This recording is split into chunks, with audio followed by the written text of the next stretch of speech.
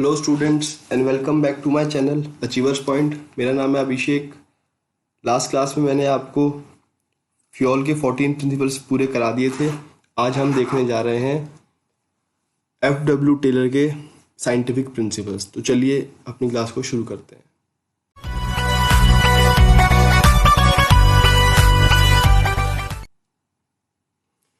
Fuel के सिर्फ 4 ही principal हैं, बाकी इन्होंने आपके पास कुछ स्टडीज दी हुई हैं। तो आज हम फ्यूल के 4 प्रिंसिपल्स को खत्म कर देंगे।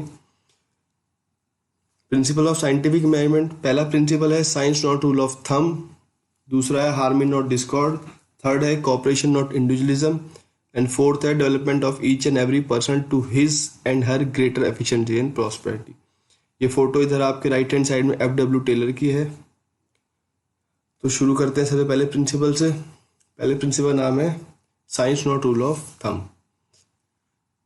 Science not rule of thumb का मतलब ये है कि फ्यूल का मानना ये था, टेलर का मानना ये था कि आपको कोई भी काम करने के लिए, चाहे वो छोटा हो चाहे वो बड़ा हो, उस काम को करने के लिए आपको साइंटिफिक मेथड का यूज करना चाहिए, ना कि rule of thumb. Rule of thumb क्या कहता है कि किसी भी काम को अगर आपको करना है तो उसे तब तक करते रहो जब तक वो काम सही से ना हो जाए, मतलब उसका आपको तरीका ना मिल जाए। लेकिन टेलर ये नहीं कहता। टेलर कहता है किसी भी काम को करने का एक तरीका हो सकता है और उस तरीके को आपको फाइंड करना है। This principle involve use of scientific method in place of rule of thumb. Rule of thumb involve trial and error method which is costly affair. Trial and error से आपको काम को करते रहना है जब तक वो काम सही ना हो जाए, तो उससे आपको कॉस्ट बहुत ज्यादा खर्च होती थी। ट्रायल एंड एरर का आपको मैं एग्जाम्पल दे सकता हूँ। जैसे मैं आपको एक लॉक दूं, ताला दूं, और उसकी मैं आपको 1000 चाबी आपके सामने रख दूं और कहूं कि बताओ बच्चे, इस 1000 चाबियों में से इसमें से इसकी चाबी कौन सी है। तो अब कुछ बच्चे कहते हैं सर हम क्या करेंगे, हम सारी 1000 चाबियों को चला चला के देखेंगे, जो भी इसमें इसकी चाबी, जिससे भी ताला खुल जाएगा इसका मतलब ये इसकी चाबी है। कुछ बच्चे कहते हैं कि सर ये तो बहुत ज़्यादा समय लग जाएगा 1000 चाबियों को चलाने में, अगर एक चाबी को चलाने में भी हमें 1 मिनट लगता है तो हमें 1000 मिनट लग जाएंगी या 500 मिनट लग जाएंगी, अगर आधा मिनट भी लगता है एक चाबी को लगाने में, चलाने में।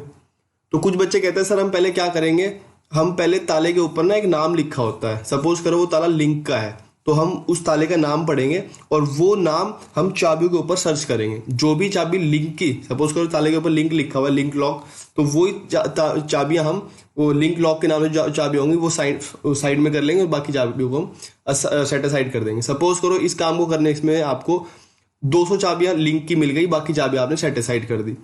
फिर कुछ बच्चा कहता है कि सर अब हम क्या करेंगे, ताले के ऊपर एक नंबर भी लिखा होता है, तो हम वो नंबर उन चाबियों के ऊपर फाइंड करेंगे। अगर वो नंबर मैच हो जाता है तो उससे हमें और इजी हो जाएगा। तो सपोज करो नंबर आपको मिल गया चाबियों पे, सपोज करो 100 चाबियों पे आपको नंबर मिल गया, तो आपने बाकी 100 को अलग कर दिया। फिर कुछ बच्चा कहता है सर हम चाबी का साइज देखें, कुछ चाबी बड़ी होती है, कुछ छोटी होती है, कुछ मीडियम। पहले हम एक काम करेंगे, चाबी को लगा देखेंगे और जो भी उस साइज की चाबी होंगी उन्हीं को हम सेट साइड कर लेंगे, बाकी को हम अलग कर देंगे। इस काम को करने सपोज करो आपको 20 चाबियां मिल गई। तो ऐसे ऐसे बच्चे अपने तरीके बताते हैं कि एक काम को करने क्या तरीका हो सकता है। जो पहले आपको 1000 चाबी चलानी पड़ती है एक ताले पे, वहीं आपको सपोज करो 50 चाबियां 20 चाबियां चलानी पड़ रही है, तो काम ईजी हो जाता है। तो रूल ऑफ थंब कहता है ये काम को करते रहो और जब तक करते हो जब तक उसका सही तरीका ना मिल जाए, लेकिन उसमें बहुत ज्यादा समय खराब होता है, पैसा खर्च होता है। साइंस कहती है कि उस काम को करने के लिए बेस्ट वे को सर्च करना है, और यही आपको टेलर भी कहता है कि हर एक काम को करने का एक साइंटिफिक वे होता है, वो ढूंढना है, ना कि आपको रूल ऑफ थंब चलाना है। तो शुरू करते हैं। टेलर के प्रिंसिपल 4 हैं, थोड़े मुश्किल से हैं, इन्हें ध्यान से समझना। तो this principle involve use of scientific method in place of rule of thumb. Rule of thumb involve trial and error method which is costly affair. Taylor believe that, Taylor का ये मानना था that there was only one best to maximise efficiency, कि एक काम को करने का बेस्ट वे मेथड एक ही हो सकता है जिससे आपकी एफिशिएंसी इंक्रीज हो सकती है। This method can be develop through, अब ये मेथड कैसे डेवलप होगा, आपको स्टडी करनी पड़ेगी, एनालाइज करना पड़ेगा। This method so develop should substitute, और जो मेथड डेवलप होगा इससे आपको रूल ऑफ थंब सब्स्टिट्यूट हो जाएगा, मतलब ये रूल ऑफ थंब की जगह आ जाएगा थ्रू आउट द ऑर्गेनाइजेशन में। पूरी ऑर्गेनाइजेशन के अंदर आपको फिर वो मेथड लगाना है जो आपने ऑब्जर्वेशन से डेवलप किया है, एनालाइज से डेवलप किया है। रूल ऑफ थंब नहीं यूज करना। कहते हैं scientific method involve investigation of traditional method. Scientific method क्या करता है, इन्वेस्टिगेट करता है जो आपके ट्रेडिशनल मेथड है through work study. Work study आपके पास आगे पढ़ने को मिलेगी, उसके अंदर आपके पास 4 स्टडी आती हैं। उनसे आपको ट्रेडिशन में को इन्वेस्टिगेट करना है और unify the best practice and develop a standard method, और उससे आपको एक मेथड डेवलप करना है, स्टैंडर्ड तरीका डेवलप करना है, which would be follow throughout the organisation, जो आपको ऑर्गेनाइजेशन के अंदर यूज करना है। मतलब किसी भी काम करने के लिए आपको एक तरीका ढूंढना है, उस तरीके को आपको पूरी ऑर्गेनाइजेशन के अंदर लगाना है, ना कि आपको रूल ऑफ थंब यूज करना है। एक एग्जाम्पल के थ्रू समझा सकते हैं इसे, और ये एग्जाम्पल आपको आगे भी आएगा, यहाँ पे मैं अभी बता देता हूँ। टेलर ये मानता था कि अगर किसी भी काम हो, चाहे वो छोटा हो चाहे बड़ा हो, अगर आप उसे साइंटिफिकली मैनेज कर लोगे तो आपकी एफिशिएंसी ऑटोमेटिकली बढ़ जाएगी। एग्जाम्पल बुक में लिखा हुआ आपके एनसीईआरटी में कि टेलर ने अपनी फैक्ट्री में देखा था कि एक वर्कर क्या करता था, वो आयरन पिक्स को लोड करता था। आयरन पिक्स क्या होती हैं, ये फोटो में दी जाएंगी आपको। ये जैसे कच्चा लोहा नहीं होता, जिसके मतलब बड़े बड़े पत्थर टाइप में होते हैं, उसे कच्चा लोहा कहते हैं, आयरन पिक्स होती हैं। तो अब आपको क्या करना था, इन आयरन पिक्स को, उस व्यक्ति का काम था क्या था, आयरन पिक्स को उसे सिर्फ और सिर्फ एक ट्रक में लोड करनी थी। तो टेलर कहता था कि मैंने इस काम को भी इतने साइंटिफिकली मैनेज किया, जो व्यक्ति एक दिन में एक ट्रक लोड कर पाता था आयरन पिक्स का, उसकी एफिशिएंसी को हमने साइंटिफिकली मेथड लगा के वही आदमी एक दिन में 4 ट्रक लोड कर देता था। उसकी एफिशिएंसी हमने 4 गुना बढ़ा दी थी। जो व्यक्ति एक दिन में सिर्फ एक ट्रक लोड करता था, उसी की हमने उस काम को इतनी एफिशिएंसी बढ़ा दी साइंटिफिकली, कि साइंटिफिक मेथड लगा के जिसकी एफिशिएंसी 4 गुना बढ़ गई, और वही व्यक्ति पहले एक ट्रक लोड करता था, अब वही व्यक्ति 4 ट्रक लोड करता था। तो उस टेलर का मानना था हर एक काम को करने का साइंटिफिक मेथड होता है, बस वो आपको फाइंड करना है। According to Taylor, even a small production activity like loading pigs of iron into car box can be scientifically planned and managed. This can result in tremendous saving of human energy. इससे आपकी human energy भी save होती है, as well as wastage of time and material. इससे आपका wastage of material भी कम होता है और आपका टाइम भी बचता है। जितना सोफेस्टिकेटेड काम होगा, मुश्किल होगा, उस काम को अगर आप साइंटिफिकली मैनेज कर लोगे, उतना ही ज्यादा आपका समय की बर्बादी कम होगी, उतना ही आपकी सेविंग होगी टाइम की, पैसे की और आपकी ह्यूमन एफर्ट की। तो टेलर का मानना यही था, साइंटिफिक मेथड यूज करना है किसी भी काम को करने के लिए, रूल ऑफ थंब को यूज नहीं करना। नेक्स्ट देखते हैं, ये फोटो मैंने आपको बताई दिया, ये आयरन पिक्स ऐसे दिखते हैं। नेक्स्ट आता है आपके पास हार्मनी नॉट डिस्कॉर्ड। अगर इसकी हिंदी बताई जाए तो हार्मनी का मतलब है तालमेल, नॉट का मतलब है नहीं, और डिस्कॉर्ड का मतलब है झगड़े। मतलब तालमेल ना झगड़े, नहीं झगड़े, मतलब बिजनेस के अंदर तालमेल होना चाहिए, झगड़े नहीं होने चाहिए। और यही अच्छा होना भी चाहिए, अच्छी बात भी यही है। अब वो तालमेल किसके बीच में होना चाहिए? This principle involve maintaining harmony between management and the worker. मतलब वर्कर्स और मैनेजमेंट के बीच में हमेशा हार्मनी होनी चाहिए, डिस्कॉर्ड, कंफ्लिक्ट, झगड़े नहीं होने चाहिए। उससे ना तो वर्कर को कुछ फायदा मिलेगा और ना ही उससे मैनेजमेंट को कुछ फायदा मिलेगा। झगड़े से कभी भी किसी को भी फायदा नहीं मिलता। दोनों पक्ष को, जिनके बीच में झगड़ा हो रहा है, हमेशा सबको नुकसान ही नुकसान है। तो ये प्रिंसिपल कहता था बिजनेस के अंदर, मैनेजमेंट के अंदर और वर्कर के अंदर हमेशा हार्मनी होनी चाहिए, तालमेल होना चाहिए, एक दूसरे की अंडरस्टैंडिंग होनी चाहिए, ना कि वहां पे झगड़े हों। कहते हैं both should realise that they need each other. दोनों को पता होना चाहिए कि वर्कर और मैनेजमेंट को दोनों की एक जरूरत है। वर्कर ये ना सोचे कि अगर हम काम नहीं करेंगे तो फैक्ट्री बंद हो जाएगी, या वर्कर मैनेजमेंट ये भी ना सोचे कि हम इन्हें काम देते हैं और अगर हम ही इन्हें काम नहीं देंगे तो ये भूखे मर जाएंगे। तो दोनों को एक दूसरे की अंडरस्टैंडिंग होनी चाहिए, समझ होनी चाहिए कि हमें एक दूसरे की जरूरत है।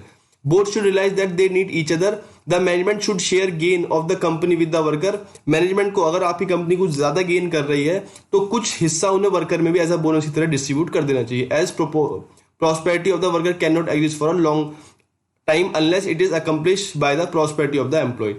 Worker should work hard and be willing to embrace changes for the good of the organization. और वर्कर को भी हार्ड वर्क करना चाहिए, और अगर कुछ नया काम सीखने से बिजनेस को फायदा होता है तो उस चेंज को वर्कर को भी एक्सेप्ट करना चाहिए, एक गुड चेंज के लिए, बिजनेस के लिए, मैनेजमेंट के लिए। एक एग्जाम्पल दे सकते हैं, ये एग्जाम्पल आपको पता होना चाहिए, और क्योंकि एग्जाम्पल में ये example as it is change करके आपके एग्जाम में इसके ऊपर केस स्टडी बन जाती है। जापानीज वर्क कल्चर का एग्जाम्पल देते हैं। Japanese work culture is a classical example of such a situation. In a Japanese company paternalistic style of management is in practice. There is complete openness between management and the worker. If at all worker go on strike they wear a black badge but work more than normal working hour to gain the sympathy of the management. Japanese work culture क्या कहता है कि Japanese work culture में आपको paternalistic style follow करते हैं वहां पे मैनेजमेंट और वर्कर। मतलब अगर मैनेजमेंट को वहां पे अगर वर्कर को वहां पे स्ट्राइक पे भी जाना होता है तो वहां पे स्ट्राइक पे जाने का एक अलग तरीका है। वो क्या करते हैं, उस दिन वो अपने हाथ पे एक ब्लैक बैज बांध लेते हैं, और जो उनका नॉर्मल वर्किंग आवर है, सपोज करो उनका नॉर्मल वर्किंग आवर 8 आवर्स है, तो उस दिन 8 घंटे ना काम करके 2 घंटे एक्स्ट्रा 10 घंटे काम करके जाएंगे। उससे उन्हें क्या होगा, जब वो एक्स्ट्रा काम करेंगे उससे उन्हें मैनेजमेंट की सिंपैथी गेन होती है। अब कुछ बच्चे यहाँ कहते हैं कि सर इससे तो फायदा ही है कि मैनेजमेंट को फायदा ही मिलेगा कि वर्कर ज्यादा काम कर रहा है, उनकी तरफ ध्यान ना दो। नहीं, ऐसा नहीं होता। अगर आप इंडिया के बाहर जाओ तो अदर कंट्रीज में अपने वर्कर का कोई भी ऑर्गेनाइजेशन बहुत ज्यादा ध्यान रखती है कि उन्हें कोई प्रॉब्लम तो नहीं है। लेकिन इंडिया में क्या होता है, वर्कर को स्ट्राइक पे जाना हो तो वो तो धरने बैठ जाते हैं, जी हमारी मांगे पूरी करो, हमारी मांगे पूरी करो, काम नहीं होगा फैक्ट्री में। लेकिन आउट ऑफ इंडिया जापानीज की एग्जांपल दे रखे है कि वहां पे और इवन वर्कर ज्यादा काम करते हैं, वर्कर की सिंपैथी गेन करते हैं। इससे क्या होता है, उन्हें सिंपैथी मिलती है और मैनेजमेंट का उन्हें भरोसा मिलता है। जो उन्हें अपनी बात कहनी होती है वो एक स्टाइल से कहते हैं, काम भी नहीं रुकता, उनकी बात भी पूरी हो जाती है। इसके ऊपर एक सर है, उन्होंने एग्जांपल दिया हुआ है कि यही सेम ही है कि जापान में अगर वहां पे काम करते हैं, तो सपोज करो एक शू फैक्ट्री है, तो वो काम करेंगे, लेकिन वो क्या करते हैं, सपोज करो आपके जो जूते होते हैं तो उनके दो पैर, मतलब जूते होते हैं, जोड़ी होती है ना, एक राइट और एक लेफ्ट, तो वो क्या करते हैं वर्कर सिर्फ एक ही पैर का जूता बनाएंगे। सपोज करो राइट लेग का वो शूज बना रहे हैं, लेफ्ट का वो काम नहीं कर रहे, प्रोडक्शन भी नहीं रुक रही और काम भी नहीं हो रहा एक्चुअली में। क्योंकि अगर वो सिर्फ राइट लेग का शूज बनाते रहेंगे तो प्रोडक्शन तो बहुत ज्यादा बढ़ जाएगी राइट की, लेकिन जब तक लेफ्ट पैर का जूता नहीं बनेगा उससे आपका आगे सेल आउट भी नहीं हो सकती। तो कहीं ना कहीं मैनेजमेंट को वर्कर की बात सुननी ही पड़ती है कि काम भी नहीं रुक रहा, 8 घंटे या 10 घंटे काम करके जाएंगे, लेकिन राइट पैर का शूज ही बनाएंगे, लेफ्ट का बनाएंगे नहीं, उससे क्या होगा, प्रोडक्शन रुकेगी नहीं, लेकिन मैनेजमेंट को उनकी बात भी सुननी पड़ेगी। तो इस तरह के तरीके होते हैं बाहर आउट ऑफ इंडिया, जहाँ पे वर्कर काम भी करते हैं और अपनी बात को भी मनवा लेते हैं। तो इस तरह के एग्जाम्पल फॉलो कहते हैं जहाँ पे आपकी बिजनेस के अंदर, मैनेजमेंट के अंदर हार्मनी होती है वर्कर और मैनेजमेंट के बीच, ना कि वहाँ पे झगड़े होते हैं। नेक्स्ट, ये एक फोटो है आपके पास, एनसीईआरटी में दी हुई है। देखो, अगर आप फोटो देखो तो वर्कर ने प्रोडक्शन बढ़ाई है, पीछे दिख रहा है, तो उस प्रोडक्शन के बढ़ने की वजह से मैनेजमेंट को फायदा हो, तो मैनेजमेंट ने अपने प्रॉफिट में से कुछ हिस्सा वर्कर के साथ शेयर किया एज अ बोनस के तौर पे। नीचे लिखा भी हुआ है, sharing of gains between management and worker lead to complete harmony. अगर मैनेजमेंट वर्कर के साथ शेयर करता है गेन, तो उससे बिजनेस में कंप्लीट हार्मनी रहती है, क्योंकि वर्कर को भी पता है कि मैं अच्छा काम करूंगा, हम अच्छा काम करें तो हमें एज अ बोनस भी मिलेगा, और जो हम काम करें उसका पैसा तो मिल ही रहा है।